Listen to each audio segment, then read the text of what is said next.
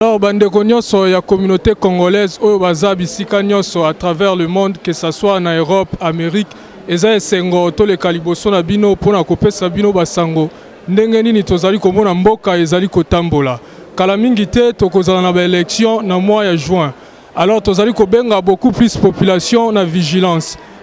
Année passée l'élection elekaki to dénoncer ki mwa makambo ebele o esepelisaki bana mboka te.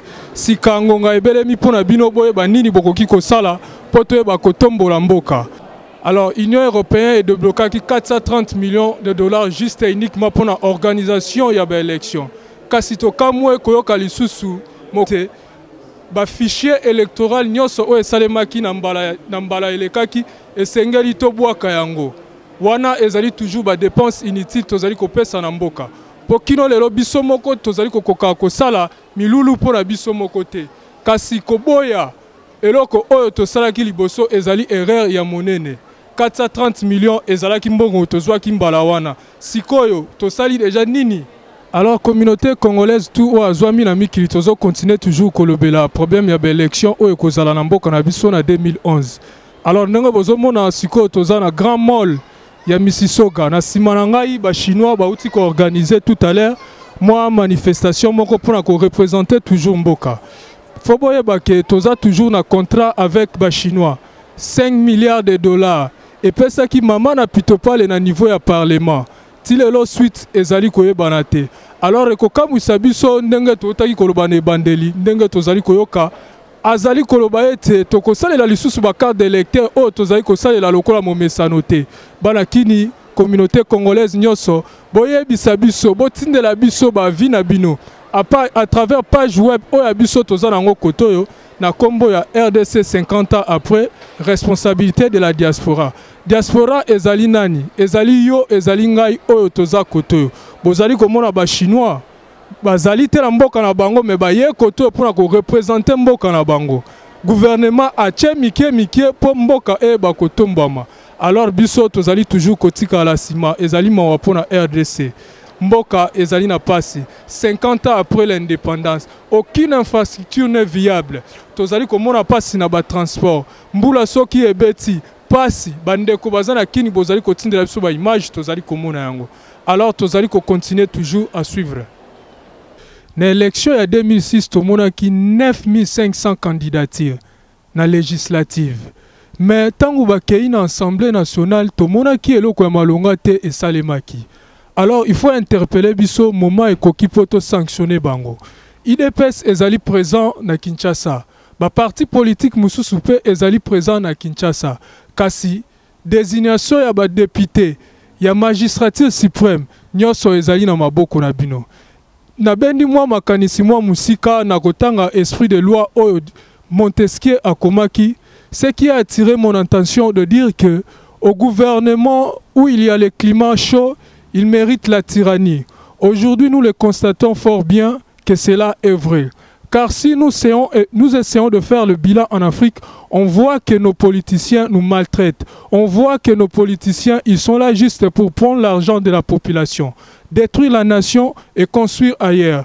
Là où nous vivons ici, il y a beaucoup de choses qui nous étonnent. Par exemple, là où nous sommes, il y a un subway. Le subway qu'on appelle communément le métro en Europe. Eh bien nous, qu'est-ce que nous avons? On doit s'interroger beaucoup sur ce genre de choses. Parce que nous ne voyons pas cela dans notre pays.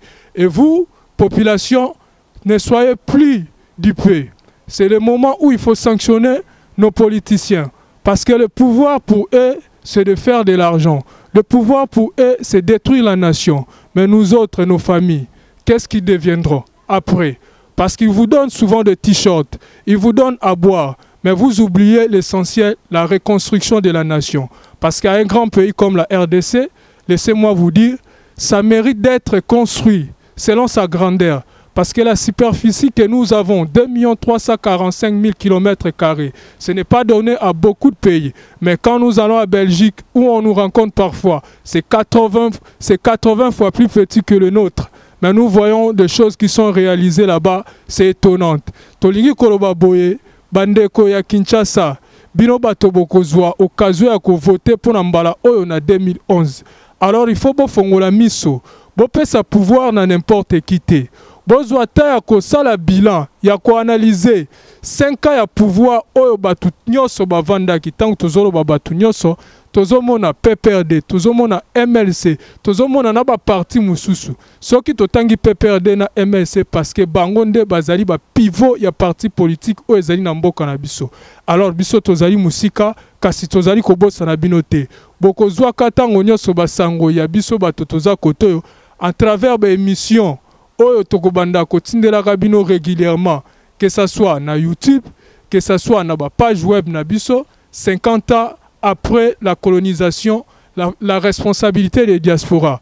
Boye bokolanda bilili ya koto oyo na Canada et pas itozali po boyeba peke mboka na biso ezali kosala eloko te po awa soki totamboli tozali komona transport bien bâti, opusali mwa mukie santé bien bâti, mais koto likambo mwa mokie ebanda na mer ekoma tina sommet ya eta mututu azali ndenge moko. Alors soki tozali koloba ete tozali pays démocratique esengi na biso tozwa ba mers ya bato oyo balakisa biso démocratie. Tolobaki il faut tolanda makambo nyonso mundela kosala kasi tokobanda kolanda makambo mundela azali kosala lolenge kani tango tozali komona ete biso moko tozali kokoka te kobimisa mbongo po toyeba koorganize ba élection. Financement ya ba élection il faut communauté internationale ayeba kopesa biso ezali pasi.